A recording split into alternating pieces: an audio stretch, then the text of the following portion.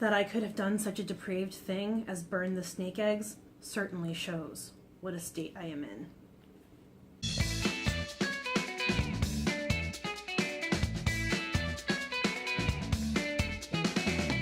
Hello humans, my name is Magrathea, and today we're going to be talking about The Setting Sun by Osamu Dazai. This book was first published in Japan in 1947, very shortly after the end of World War II. And it follows the lives of three members of the same family who were born into the Japanese aristocracy, which after World War II began to decline sharply. That entire generation of the aristocracy, after this book was published, became known as the people of the setting sun in Japan because of how well this book portrays the fall of the aristocracy after World War II. What makes Kazuko a very good character is that she has this tenacious desire to keep living and this tenacious desire to make something of herself. So even though everything seems to be falling apart around her, she's just going to keep fighting and fighting and fighting to survive and to succeed in whatever comes her way. Kazuko as a narrator is very different. No, that's wrong. Kazuko as a narrator is very Kazuko as a narrator has a very roundabout way of telling the story.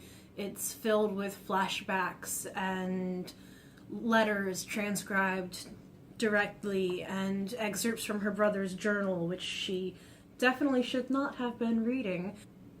In a chronological way, everything sort of begins to fall apart for this family after Naoji leaves for the war in the South Pacific. After Naoji leaves, her father passes away and they don't have enough money to keep living in their house in Tokyo.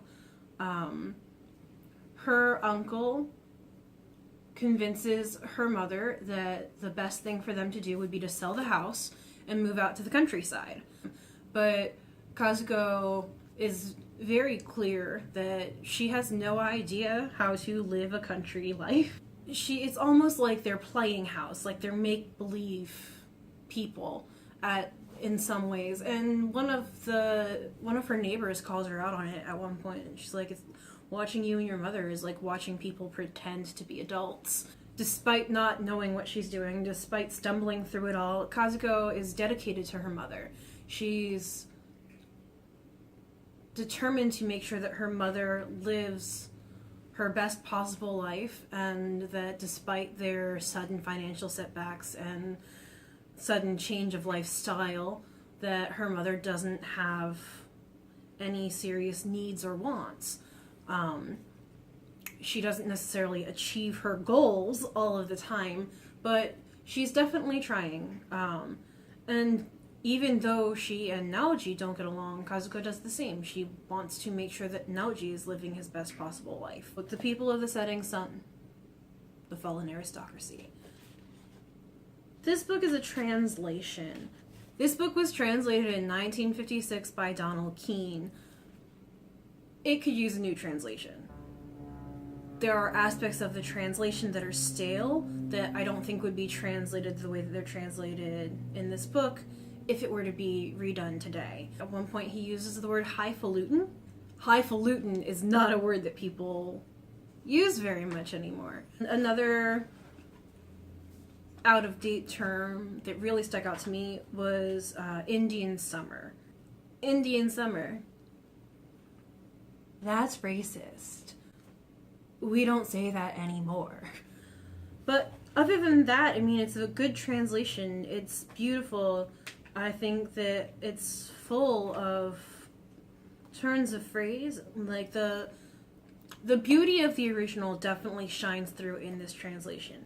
However, there are also moments that are stale and could use to be revisited. So that's The Setting Sun, Osamu Dazai. So thanks for stopping by, checking out the reading list. I have lots of beautiful thoughts on lots of beautiful books. Hopefully you'll join us again for the next one.